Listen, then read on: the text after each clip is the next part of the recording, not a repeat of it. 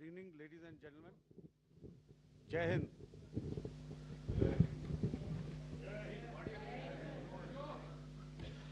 Hind. Welcome to this special press conference on Operation Sindoor. We will begin with opening statements by the three senior officers to my right here, who have been directly overseeing operations during Operation Sindoor.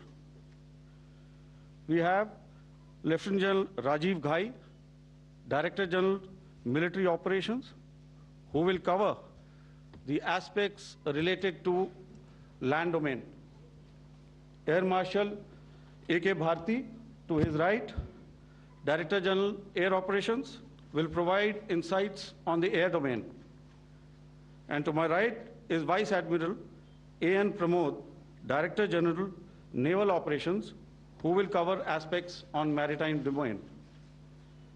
Following their briefings, we will move on to the question answer session. I now request the DGMO to commence the opening brief. Thank you, Sandeep. A very good evening to all of you, ladies and gentlemen. You are all by now familiar with the brutality and the dastardly manner in which 26 innocent lives were prematurely terminated at Pahalgam on the 22nd of April. When you combine those horrific scenes and the pain of the families that the nation witnessed with numerous other recent terrorist strikes on our armed forces and defenseless civilians, we knew that the time had arrived to make yet another compelling statement of our resolve as a nation. Operation Sindoor was conceptualized with a clear military aim to punish the perpetrators and planners of terror and to destroy their terror infrastructure. What I do not state here, of course, is the often stated determination of India and its intolerance to terror.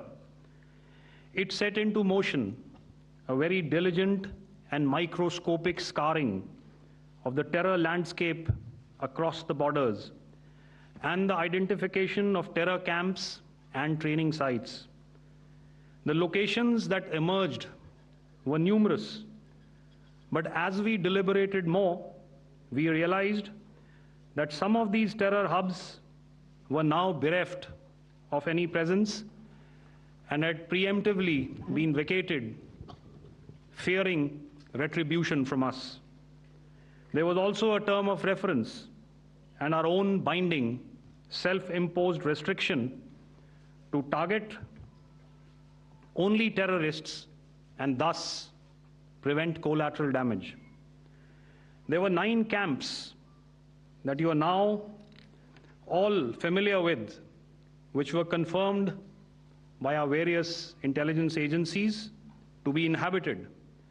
Some of these were in POJK, while there were others that were located in the Punjab province in Pakistan. Nefarious places such as Muridke, the hub center of the Lashkar-e-Taiba, has over the years bred infamous characters such as Ajmal Kasab and the likes of David Headley. What followed was a careful scrutiny of each of these sinister locations, their layout, configuration, even the type of construction in each structure, and the terrain obtained around these. This was with an obvious intent to deduce and identify the exact vector that was required for their neutralization, as also the eyes in the sky that we would send up to ensure that we brought back evidence that we had indeed targeted what we set out to. The precise images of these engagements on that fateful and historical night have already been showcased during the first press statement on the 7th of May that was helmed by our Foreign Secretary. I have no doubt in my mind that we achieved total surprise, and those strikes across those 9 terror hubs left more than 100 terrorists killed, including high-value targets such as Yusuf Azhar, Abdul Malik Rauf, and Mudassir Ahmed that were involved in the hijack of IC-814 and the Pulwama blast.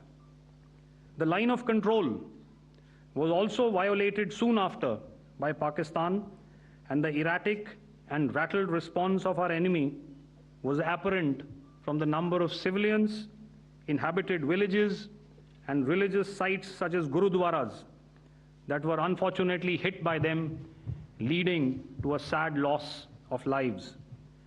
The Indian Air Force played a major part in these strikes by engaging some of these camps, and the Indian Navy provided wherewithal in terms of precision munitions. The Indian Air Force obviously had their assets up in the sky, and I will here request Air Marshal Bharti, the Director General of Air Operations, to detail for you the methodology that the men in blue adopted to successfully manifest this mission. Thank you, Rajiv. A very good evening, ladies and gentlemen.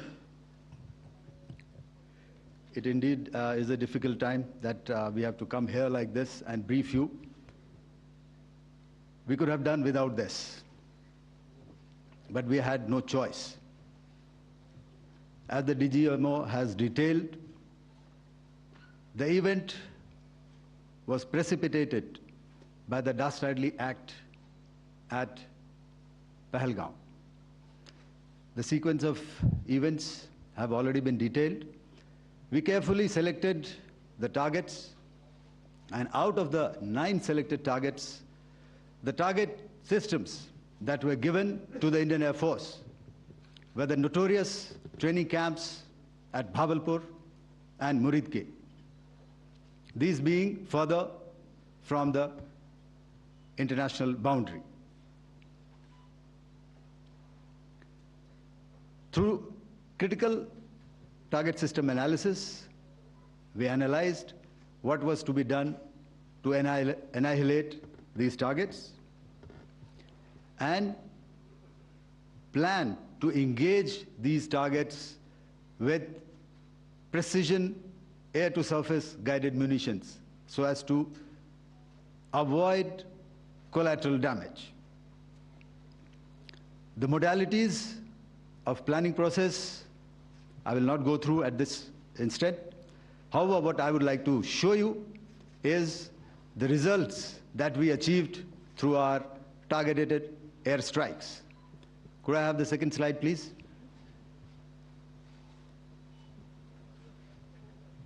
Yeah, change, please.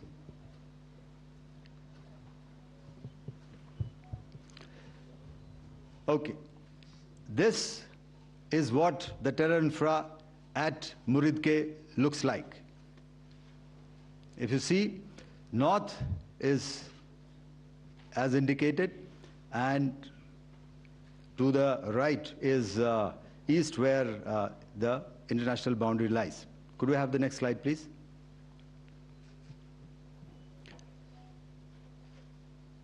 Orientating. Just go back to one slide.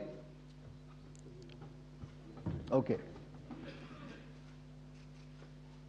Please have a look at this red building, the series of buildings out here, and this empty ground. Next.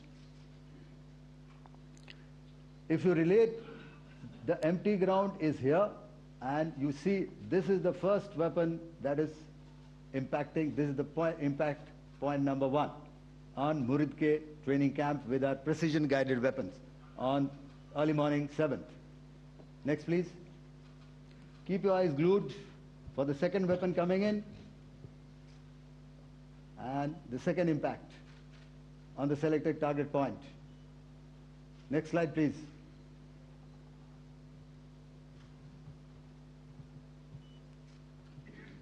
Third weapon, third impact. Continue. and fourth weapon, fourth impact. So through these targeted and precision targeting, we addressed the target at Murid Cave, which was the terrain infrastructure. Can you hear me? All right. Okay, I'll come closer to the mic. Now we go to the next target, which is the Bhavalpur training camp. Next slide, please. Okay, just wait. So the effect, if you see, the impact point, if I can point out, this is the impact point. The ammunition has gone through the roof and it has created a blast inside, the photographs of which you would have, all of you would have seen. And the red building, after that, there was this double-story building. It has been completely decimated by precision targeting. Next, please.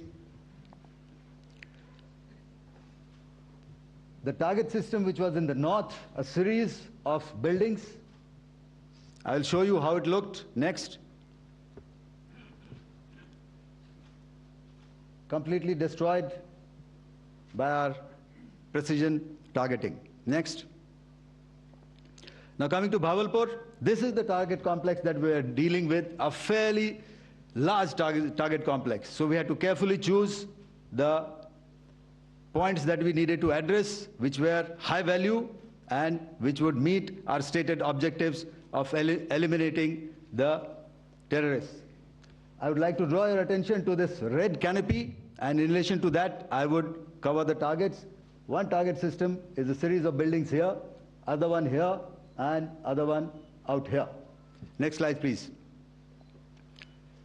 This is how it looked before, and this is how the building looked after the impact of the weapon. And orientation in relation to this red canopy, you can see here. Next, please. Before, next, and after. The roofs have completely collapsed. Next. This is the target system. Next. Precision targeting, and we have achieved our objectives here. Next.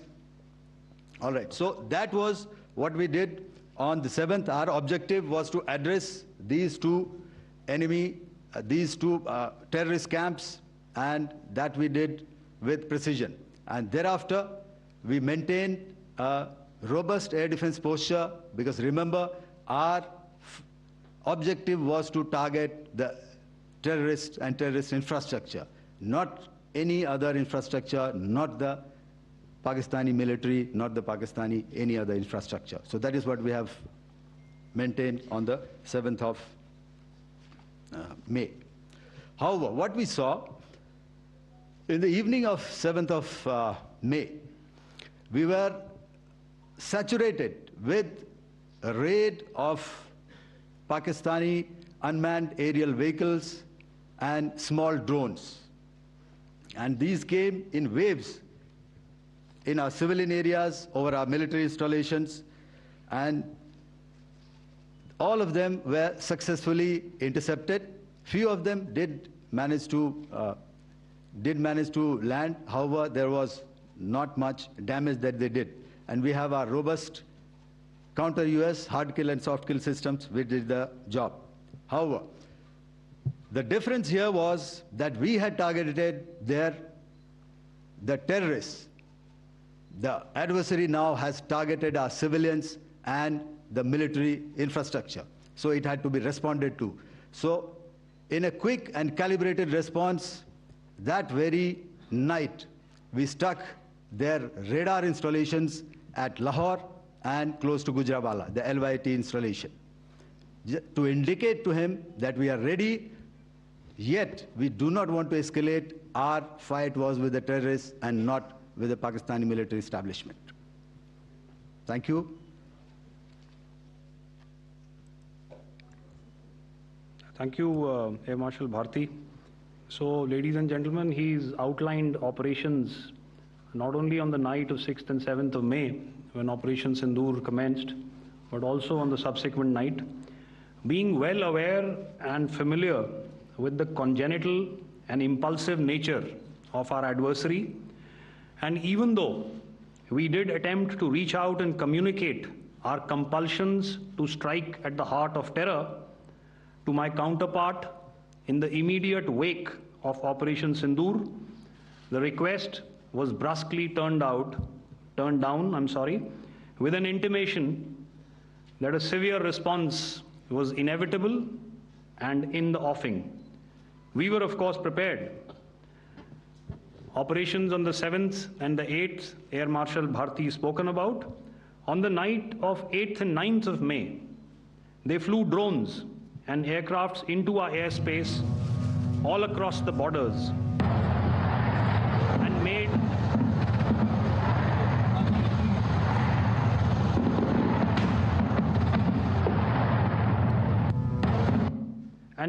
largely unsuccessful attempts to target numerous military infrastructure. Violations on the line of control by Pakistan also commenced yet again and precipitated into fierce RT engagements. The air operations on the night of 8th and 9th of May, I'll yet again request the DG Air Operations to cover.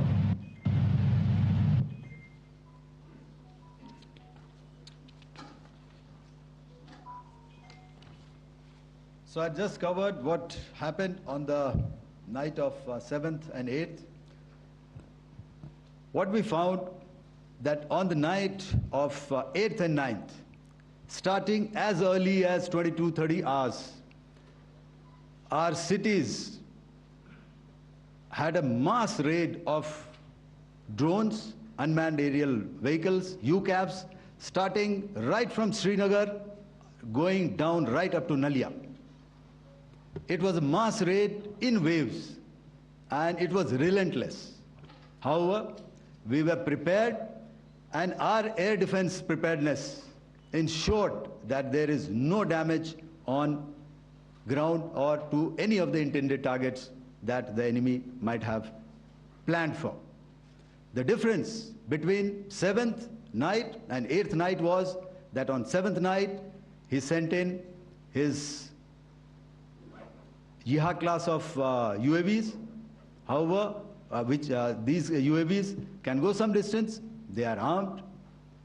However, on the 8th, less numbers of armed UCAVs were there or UAVs were there, and more numbers of quadcopters, maybe for surveillance or just for harassment of civilians.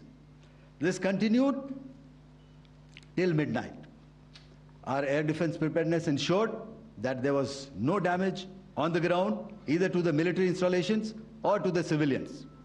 However, the enemy had yet again shown that he wanted to up the ante and he wanted a fight, and we were up to the task. In a measured and calibrated response, we once again targeted his military installations, which included his SAM sites at Malirkant. This also included his surveillance radar sites at Lahore and close to Gujranwala. These were suitably addressed, and thereafter his drone attacks continued even till morning, which we countered, and during the daytime there was some respite. Here I would like to bring out another aspect. What we found was that while the drone attacks were being launched from somewhere close to Lahore, enemy had allowed his civilian aircraft to also continue to fly out of Lahore. Not only his own aircraft, but international passenger aircraft, which is quite insensitive, and we had to exercise extreme caution, even at the cost of some tactical disadvantage, to ensure that there is no damage to any of the civilian aircraft. And this was also brought out in our press briefing during the day. So I will now hand over to my colleague to cover the events of 9th onwards. On land, we also undertook certain measures such as deployment of air defense and electronic warfare assets to establish an integrated grid with the Indian Air Force, and I have seen and heard some of you wax eloquent about the benefits of such an architecture when it comes to negating and combating air intrusions. We also carried out deployment to include movement of our forces in the land, sea, and air domains. The night of the 9th and the 10th of May saw similar intrusions by drones and aircrafts, and this time there was a concerted effort to target airfields and some very, very important logistic installations, albeit yet again unsuccessful and denied gallantly and efficiently, I must say, by the integrated Indian Air Force and Indian Army Air Defense. We further strengthened our deployment and also initiated some pressure points to send a very clear and unambiguous message to the other side to desist from any misadventures on land. Some of the airfields and dumps saw repeated attacks in waves from the air. All were thwarted. The Pakistan Army has reported to have lost approximately 35 to 40 personnel in artillery and small arms firing on the line of control between the 7th and the 10th of May. What the other side had probably also not reckoned with was the speedy and precise turnaround and hit back by the Indian Air Force. And I will yet again ask Air Marshal Bharti to speak about these significant and game-changing strikes. I will thereafter request Vice Admiral Pramod, my colleague and Director General of Naval Operations, to tell us about some very telling naval maneuvers in the Arabian Sea that exerted pressure on the night of 9th and 10th of May. Over to you, sir. Thank you. Commencing about 2000 hours, that is 8 p.m. local time, on 8th of May, several Pakistani unmanned aerial systems, drones, combat vehicles attacked multiple IF bases. These included Jammu, Udhampur, Pathankot, Amritsar, Bhatinda, Nal, Dalhousie, Thois, Jaisalmer, Uttarlai, Falodi, Nalia. These were almost simultaneous and they came in waves. All our AD guns and other systems were waiting for them. All these waves were neutralized by our trained crew using the air defense systems that they have, and also some of them were utilized using our legacy systems like Pechoras and IF Summer, which we have recently acquired. And some were neutralized by the Garud snipers. There was no damage on ground from these incursions and these mass raids, if I could call them, from the Pakistani side. However, following these relentless attacks on our air bases, on our forward positions, and on our civilian targets, this was time to convey some message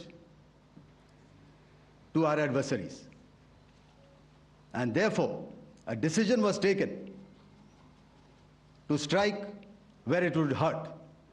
And towards that, in a swift, coordinated, calibrated attack, we struck his air bases, command centers, military infrastructure, air defense systems across the entire Western Front. The bases we struck include Chaklala, Rafiki, and mind you, Chaklala is Islamabad. Rahim Yar Khan, Sakar, sending a clear message that aggression will not be tolerated.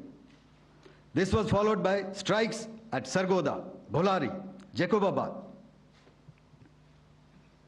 We also struck the C2 centers at Murid, the UAE complex at Murid, Rafiki, radar at Chunia, which I will show you, Rahimyar Khan airfield, and the unmanned combat aerial vehicle hangar at Sakar.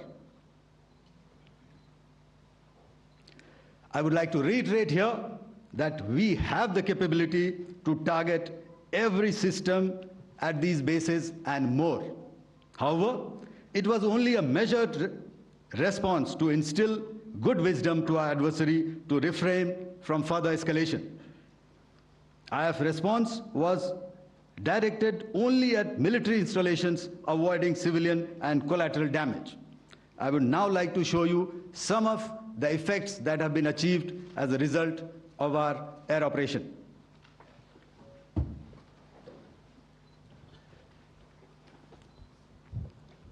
Here is the Pasrur air defense system, if you could see.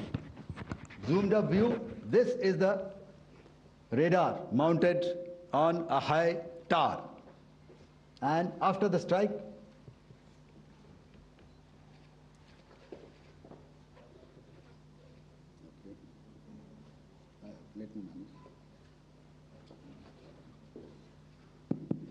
thank you. Can you hear me? Yeah, thank you. And after the strike, this is what has happened. This radar has been taken out, completely burnt. Next slide, please. The Chunia air defense radar, which was taken out on 7th and 8th. This is the radar site. A blown up photograph, once again, on a tower. Not very clear, but what you see very clearly is the after effect after we have stuck. The radar head has been completely decapitated. Next slide, please. Arifwala air defense radar. In this complex, you see how it looked before, blown up image, and after really blown up. Next. Now coming to Sargodha airfield. Remember, this is one of their important airfields wherein they have a lot of assets, F-16s, other assets which they keep getting, training institutes. And we have stuck this airfield.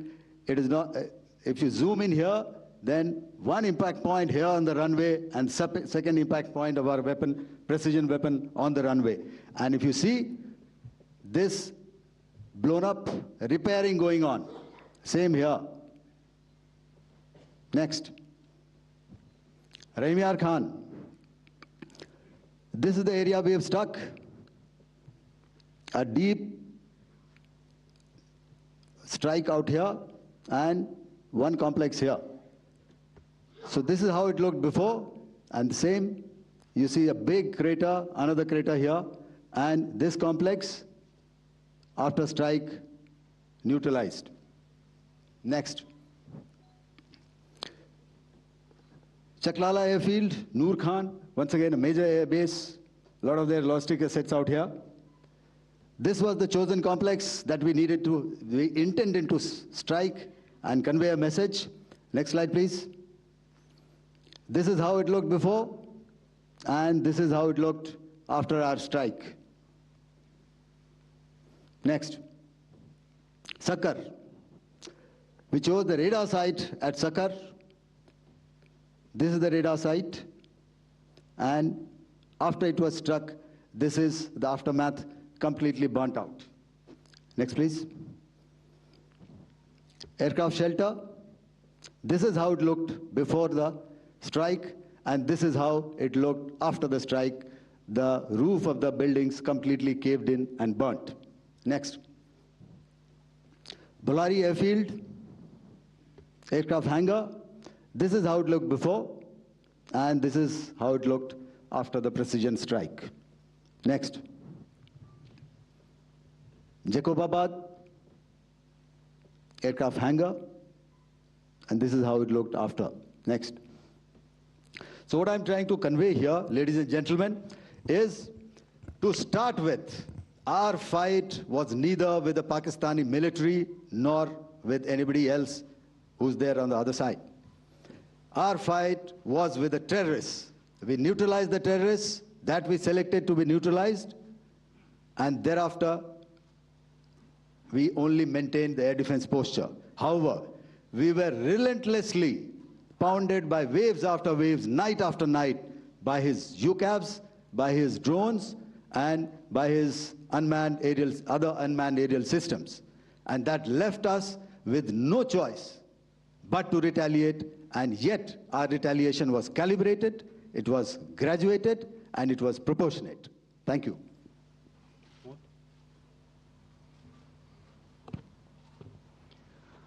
Good evening, ladies and gentlemen.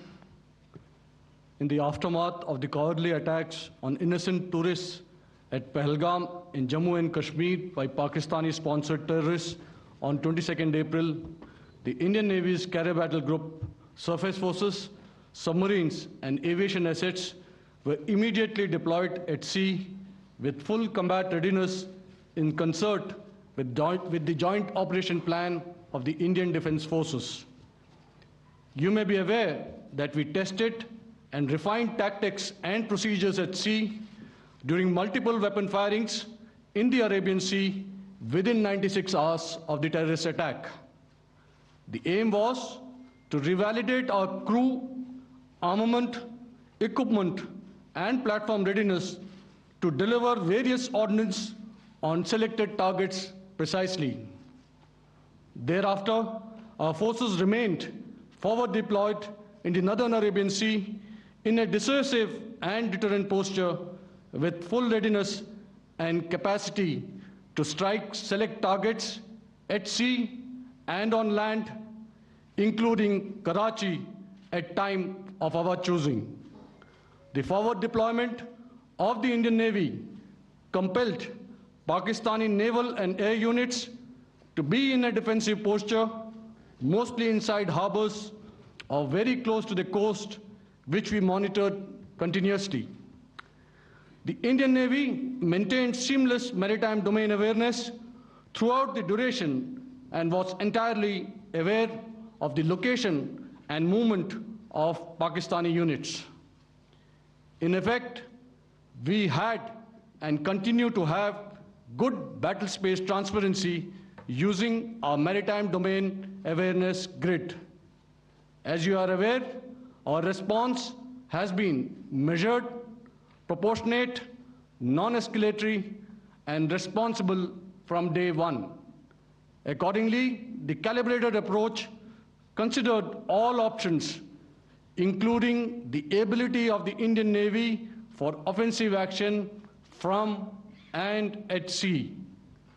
As part of this escalation control mechanism, the application of force by the Navy was planned in a synchronized manner in coordination with the Army and Air Force, the highlight being teams from the three services working closely in an integrated manner. Along with the kinetic actions by the Indian Army and Indian Air Force, the overwhelming operational edge of Indian Navy at sea contributed towards Pakistan's urgent request for a ceasefire yesterday. As we speak, Indian Navy remains deployed at sea in a credible deterrent posture to respond decisively to any inimical action by Pakistan or Pakistan-based terrorists. Thank you. Samno Varna, Jai Hind. Now I'll hand over to Director General Military Operations for further proceedings. Ladies and gentlemen, on the 10th of May, in the morning, even as we were getting into a huddle to wargame the events of the previous night, a routine exercise, I received a message on hotline from my counterpart in Pakistan seeking my willingness to communicate. Since our initial aim was to strike at terror camps, and all our actions in the subsequent days were in response to the intrusions and violations by the Pakistan Air Force and its army, it was decided that I would indeed speak with my counterpart.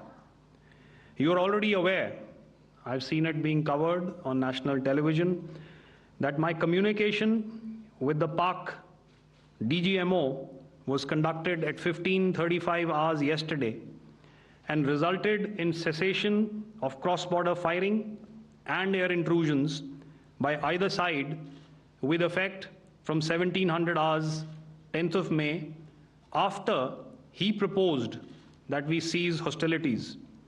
We also decided to further speak on the 12th of May, that's tomorrow, at 1200 hours, to discuss the modalities that would enable the longevity of this understanding. However, disappointingly, and must I add, expectedly, it took only a couple of hours for the Pakistan Army to violate these arrangements by cross-border and across the line of control firing, followed by drone intrusions across the expanse of the Western Front, through last night and in the early hours of the morning today.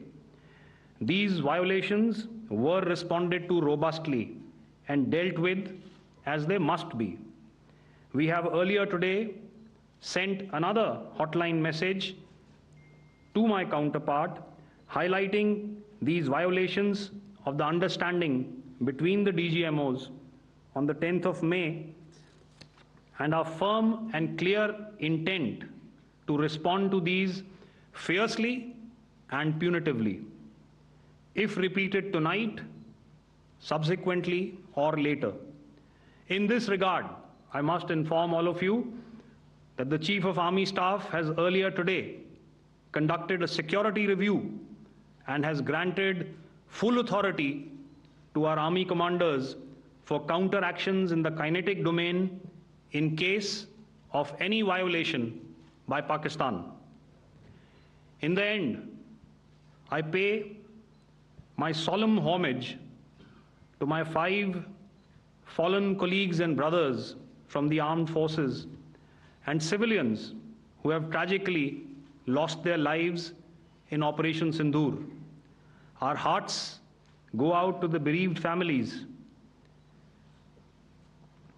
and we express our solidarity to them in this lifetime and beyond,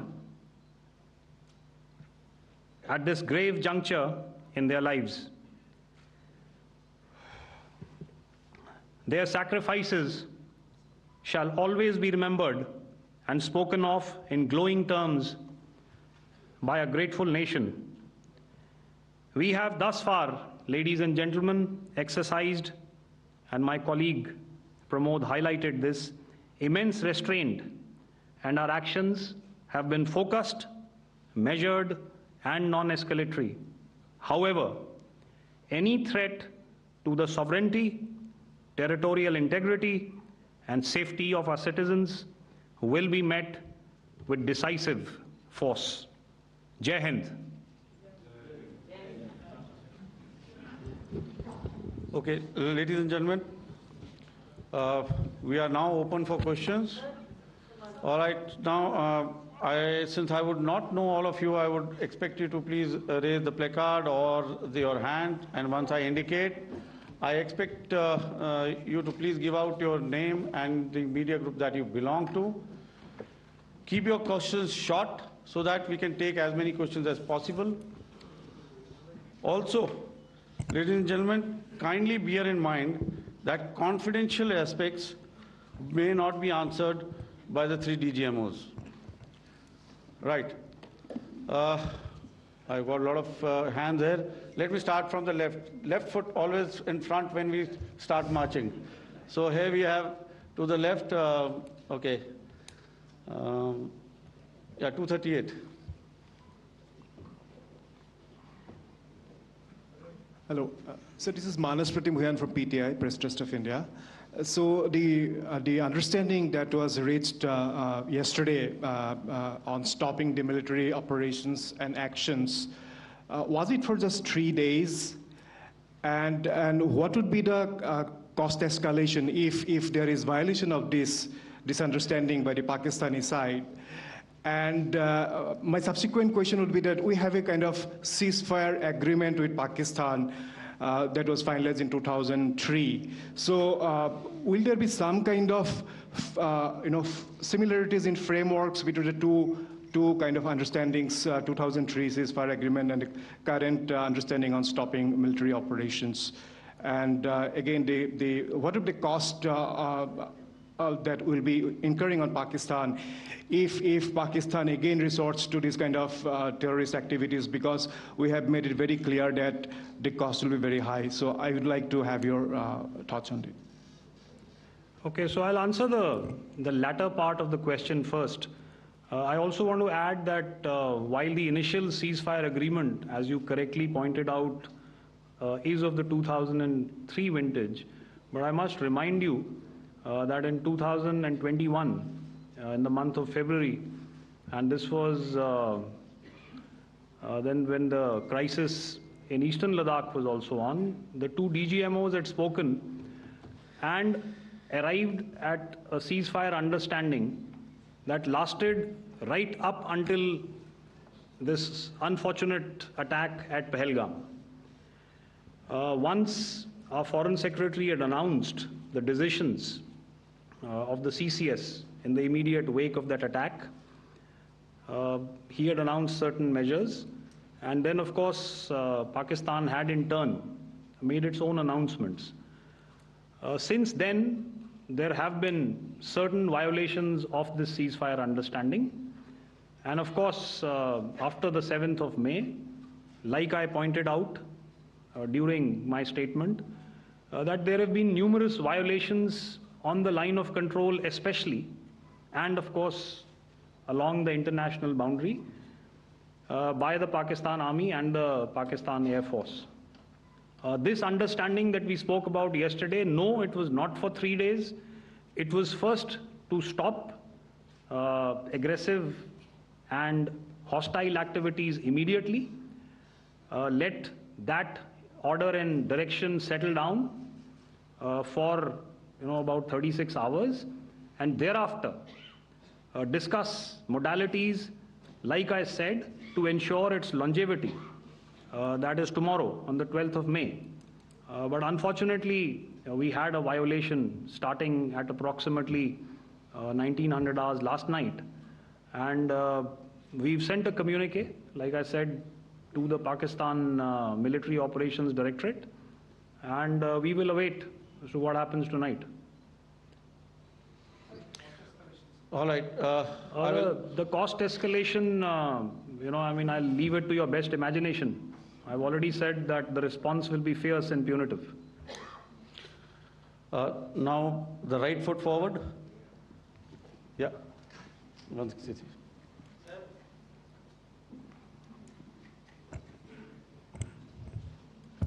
Sir, I am Ajit Dubey from ANI, sir.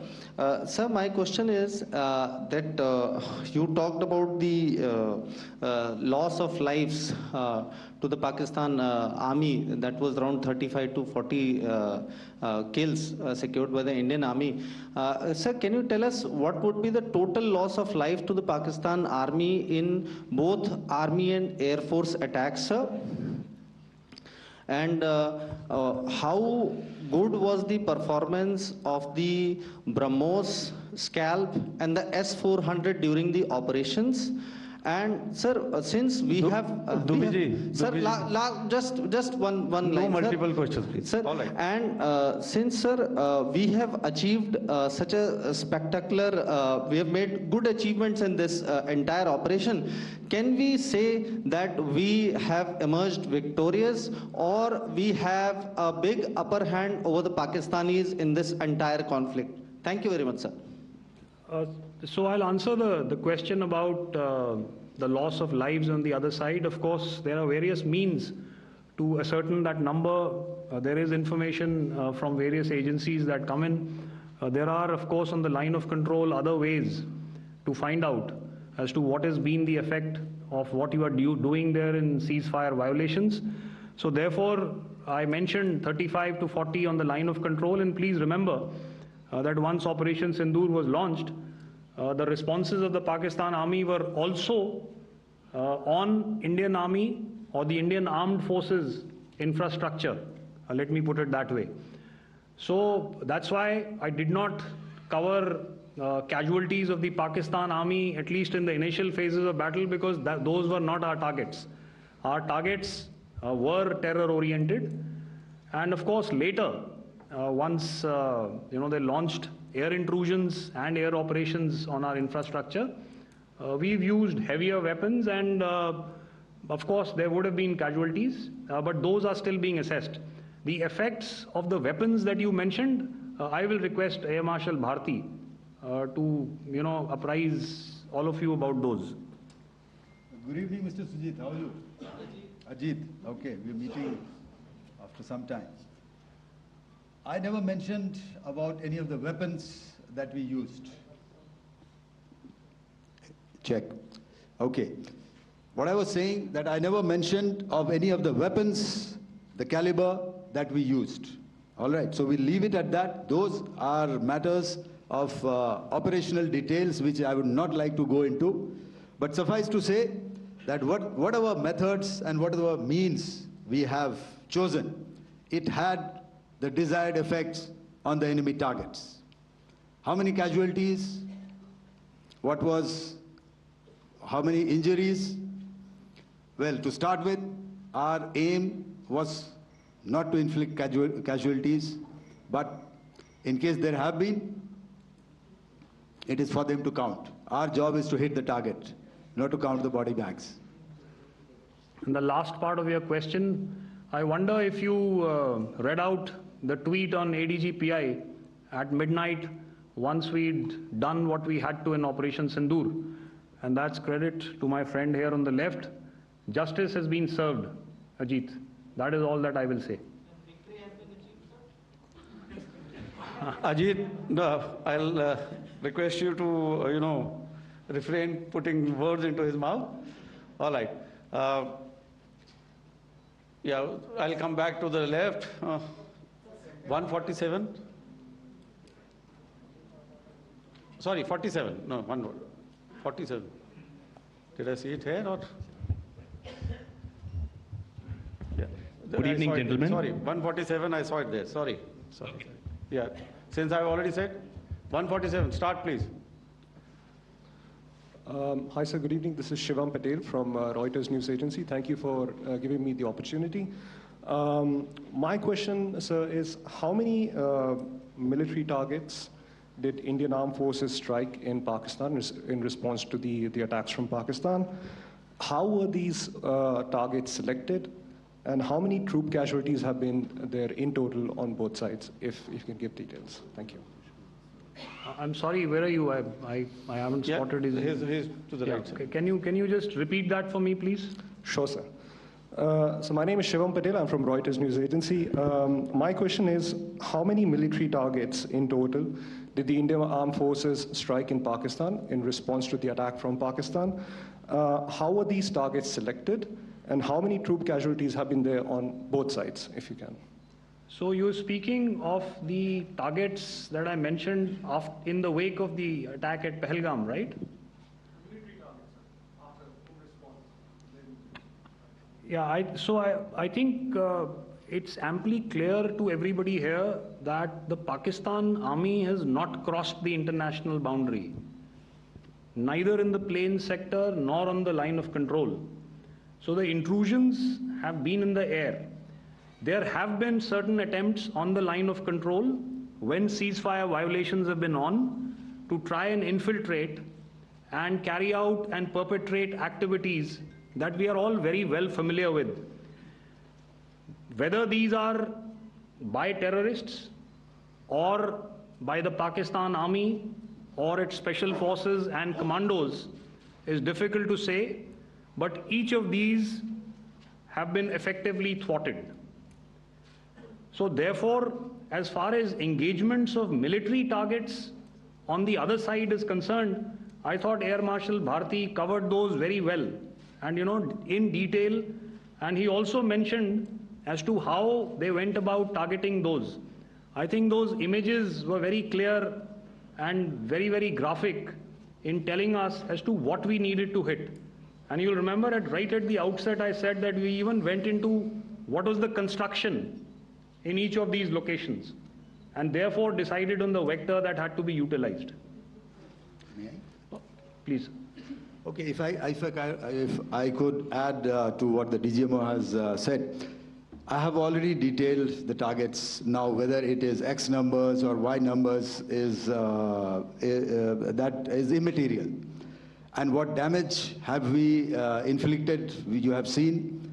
What are the casualties on the other side? As I said, that is for them to count.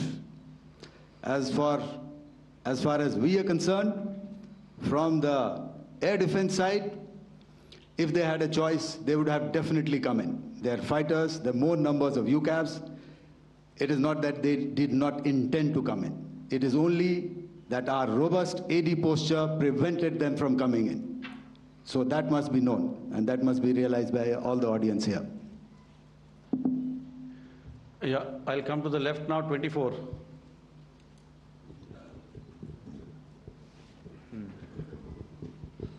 Good evening, sir. This is Anuvesh Rath from Z. Sir, I wanted to know on the first briefing, which was done by FS and two representatives from Air Force and Army, you showed a list where there was 21 places in that list. You have stuck 9. Are more operations going to be held? Is Operation Sindoor still on? And the second question, thank you, sir. Thank you so much. And also, I want to congratulate all three of you for a fantastic operation that you guys have done. Thank you so much. Thank you so much for that one question. Yeah. Sir, the question. Unfortunately, Rath, is that your name? I'm sorry. You know, as far as operational details are concerned, I am not in a position to share those right now. But I think I'll take a cue from Pramod. You know, he said towards the end that the Indian Navy is still in a posture that is deterrent. And I have already made it very clear towards the end of what I said that it's only a couple of hours ago that the Chief of Army Staff has carried out a security review, and he's authorized our Army commanders to deal with violations of any kind from across the borders in a manner that they deem fit. So again, to reiterate, the response will be fierce and it will be punitive.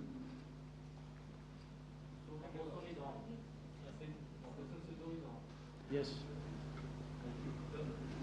163. I'll go back this side now. Yeah, 255. She said middle wale kya karenge, so 255. Oh, sorry. Good evening, sir. I'm Shailesh from National Defense. Please allow me, first of all, to pay my gratitude for protecting us Indians. Thank you very much. Sir, since the enemy has been talking about taking down our aerial platforms, it would be deemed fit in case we can reveal that we have taken down their fighter jets. What could be the number? Though you said that they may be not good to reveal the platforms, but since this has come from various quarters in Pakistan, so I believe that we need to answer, in case if you can, sir, if you may allow. The question is for me? Yes, sir. Okay, and if I get it right, you want to know how many of their planes we have downed? Yes, sir. Yes, sir. All right. See, as I said, their planes were prevented from coming inside our border. All right. So we do not have the wreckage with us, but definitely we have downed a few planes. Numbers, we would not like to hazard a guess out here. Okay. I have the numbers. Okay. And we are getting into the technical details of it to establish it. So I would not like to put a figure at this time, but definitely there are losses from their side which we have inflicted. Were they, please don't ask. Were they fourth generation plus, sir? See, you're putting words into my mouth. Why do you say fourth generation? Let us make it high tech. Okay. Thank you so much, sir. All right. Yeah, 163.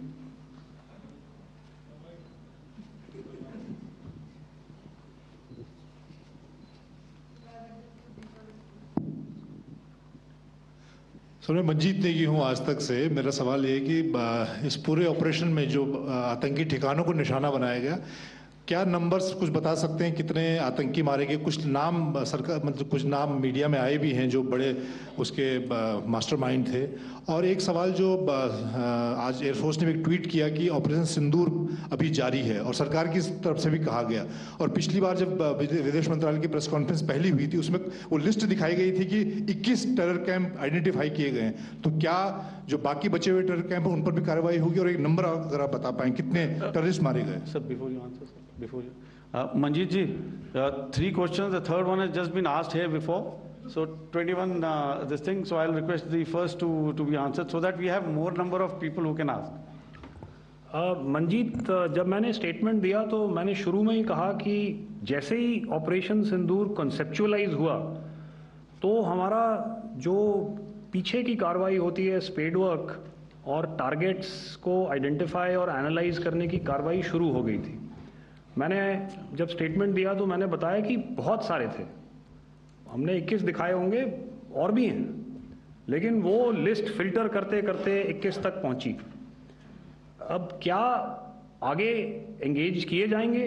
अगर ज़रूरत पड़ेगी तो ज़रूर engage किए जाएंगे, लेकिन मैंने बताया कि इस समय जो इंट एजेंसीज ने हमें बताया कि फलाने कैंप में प्रेजेंस है, हमने उनको एंगेज किया।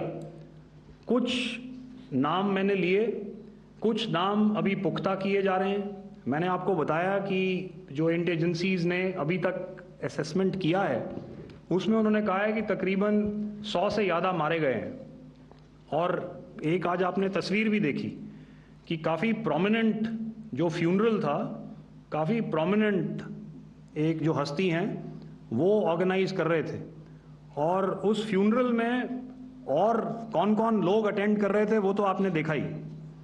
तो आप लोग सब समझदार हैं और मुझे ये कहने की ज़रूरत नहीं है कि इन लोगों को कहाँ से सपोर्ट मिल रहा है। अगर नहीं मिल रहा होता तो ऑपरेशन सिंदूर नहीं होता, तो उसी की वजह से है ये ऑपरेशन। तो मेरे ख्याल से मैंने आपके सारे सवालों का जवाब दे दिया। Ma'am, sir next is from 17। Sir मेरा नाम अंजू निर्वाण है, TV9 भारतवर्ष से। सर मेरा सवाल ये है कि ऑपरेशन सिंदूर में हमारी जो इंडियन नेवी है उसके बारे में सर थोड़ा सा बताएं कि किस तरह की उसकी भूमिका रही, क्योंकि हमने इस दौरान सर देखा कि बहुत सारी स्पेकुलेशन भी रही और ये बोला गया कि कराची तक हमारी नेवी ने ऑपरेशन किया है। तो सर इस पे थोड़ी सी क्लैरिटी चाहिए। और सर हमने कौन कौन से फाइटर एयरक्राफ्ट डाउन किए हैं, अगर उसका भी थोड़ा सा क्लैरिटी मिल जाए तो अच्छा रहेगा। तो मैं आपका पहले सवाल का जवाब दूंगा। I will make few sentences and leave it for your imagination. First of all, as I mentioned, we have quantitative and qualitative edge to deliver a massive blow to our adversary, and we completely dominate in the maritime front. Indian Navy's action is part of the escalation ladder mechanism which we have worked out amongst 3 services. This time, if Pakistan dare take any action, and Pakistan knows it, what we are going to do. That's all. Okay. आपके सवाल का जवाब मैं पहले दे चुका हूं। आपके सवाल का जवाब मैं पहले दे चुका हूं, इसलिए मैं बस उस तक ही सीमित रखूंगा और इतना कहना चाहूंगा कि आने वाले दिनों में आपको खुद ही पता चल जाएगा और ऐसी बातें छुपी नहीं रहती हैं, तो पता चल जाएगा। So at this time we'll just let it be. Okay, ladies and gentlemen, we have 1 or 2 more questions, sir. So Please. They are going to be outside. You can speak to them there also. 104. 104.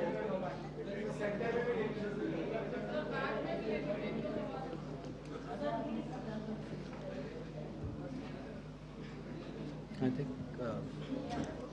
Yeah, ask. Sir, Dinaka with the Hindu newspaper. Are you surprised that you got this question? No, sir.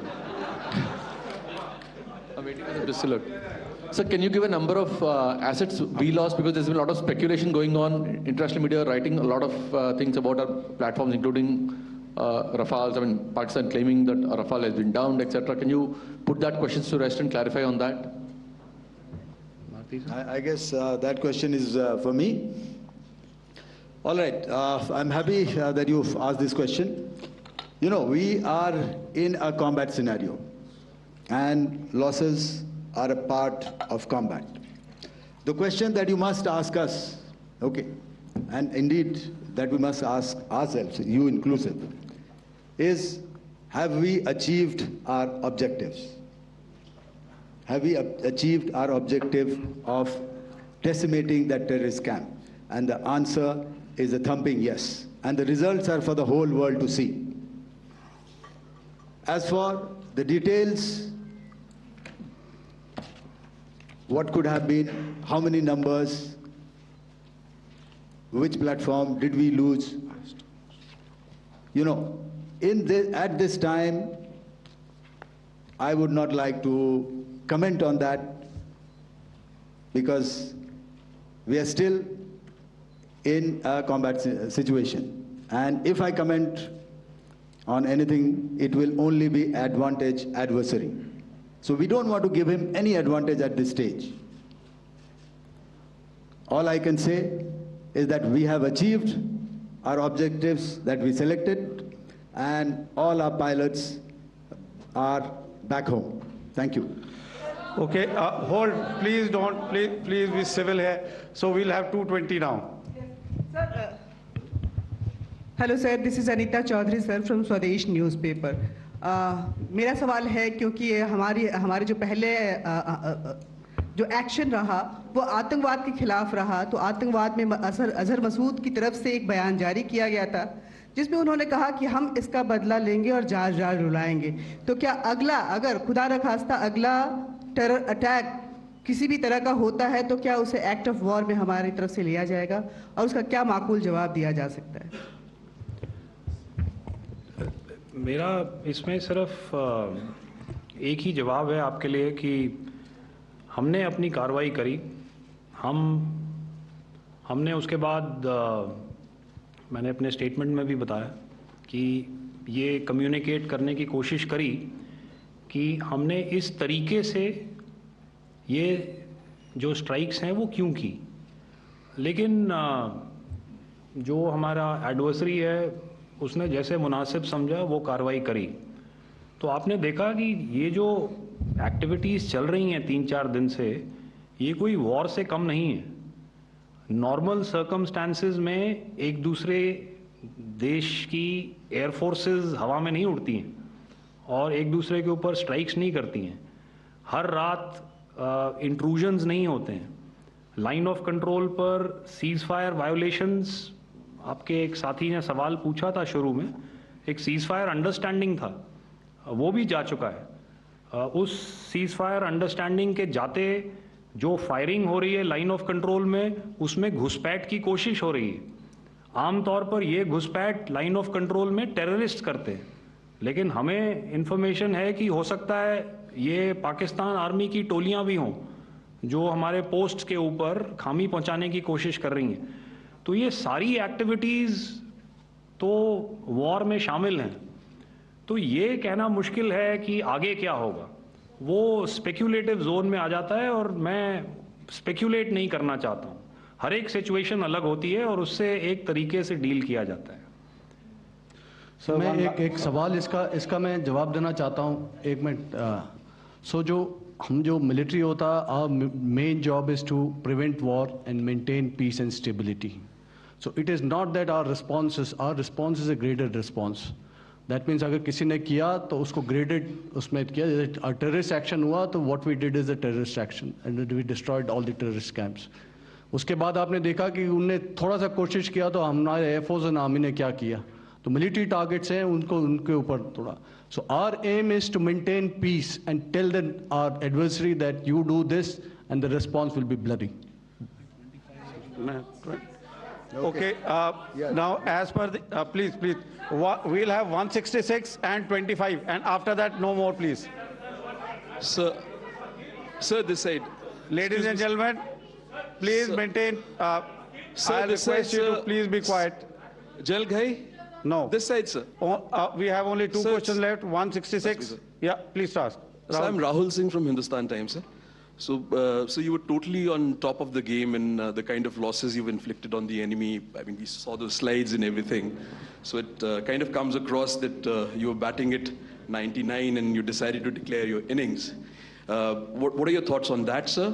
And do you think, are you weighing the option of the Pakistan army using this time, buying this time of the so-called ceasefire or the understanding? And you talked about how they could not be trusted. So buying time to kind of build up their war reserves, getting stuff from their friends like Turkey or China, are we considering that possibility, sir? Look, see, the call came from the Pakistani side to speak about cessation of hostilities. What pauses mean during such conflicts is known to everybody. You know, I don't want to go into the pros and cons of how preparation for war is made. You know, that is a process in itself. But I think my senior colleague here, the DG Air Operations, spoke, or he alluded at least, you know, to what this operation was precisely and specifically meant for. And I think that's something that we achieved, you know, right at the outset. Had we had the option not to go further, we probably wouldn't have. But we've been compelled to be in this situation. And as you've seen, the armed forces of India, and you know, you've got the three Director Generals sitting here, we are always prepared to face any eventuality. And like I said, that's for the sovereignty, the territorial integrity, and the safety of our citizens. So whatever has to be done will be done. You know, I'm not so concerned about what Pakistan will do in this time. I'm only concerned about what we will do. We have a roadmap and a plan, and we will follow it diligently, and we will follow it to the T. You know, that's the contention that I want to make here today. Ma'am, please. Okay, the last question, and ma'am, 25, she's been asking since the first one. Sir, I'm Nandit. Sir. She's not asking a question. Sir, I'm Nandita Dagar, DGAR from DD News and DD India. Sir, I wanted to ask you that my question is to General Ghai. Sir, you spoke to your counterpart yesterday and the Pakistani counterpart. Sir, what is the Indian Army's assessment that despite that agreement, that talk that you had, despite that agreement coming into effect at 1700 hours yesterday, why did they violate it? And number two, yesterday at the Joint Defense Ministry and Foreign Ministry briefing, Wing Commander Vyomika Singh and Colonel Sophia Qureshi had told us that we have cited the Pakistani troops amassing at the borders and at the LOC. Sir, has that situation changed? Have they withdrawn? And sir, if in case, despite now there is a lull, of course, but if tonight again, the enemy again carries out shelling and aerial intrusions through drones, what is going to be our response, sir? Thank you. So without outlining the specifics of that response, I've already made it clear that there will be a response, and it will be fierce and it will be punitive. Why the Pakistan Army chose the option of violating the understanding that was arrived at earlier yesterday, I think that's a question that we best answered by the Pakistan DGMO. I wouldn't be able to, give you that. But, in situations such as these, and if you go back into any conflict, sometimes these understandings take time, to fructify and manifest on ground. But without, getting into the reasons, it is our mandate to be prepared at all times, and that we were. It's not as if because there was an understanding we weren't prepared. I must tell you that the armed forces were on a very, very high alert, and they continue to be in that state even as we speak. All right. Ladies and gentlemen, please, ma'am, please. Okay, thank you so much for coming today. Those who have missed asking a question, those who have missed, see, I knew I'll grab this attention from you like this. Those who have missed the opportunity to ask a question can give me a written one. I will definitely get back to you with that. And also, they are they are invited for a cup of tea in my office day after tomorrow. Thank you, ladies and gentlemen, for coming. Thank you. Thank you very much. Jai Hind. Jai Hind. सिंदूर पर रक्षा मंत्रालय की press वार्ता का सीधा प्रसारण आप देख रहे थे।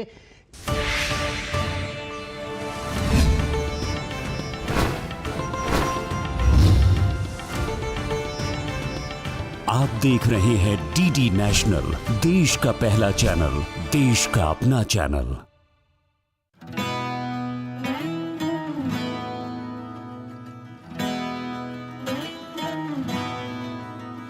वंदे मातरम, वंदे वंदे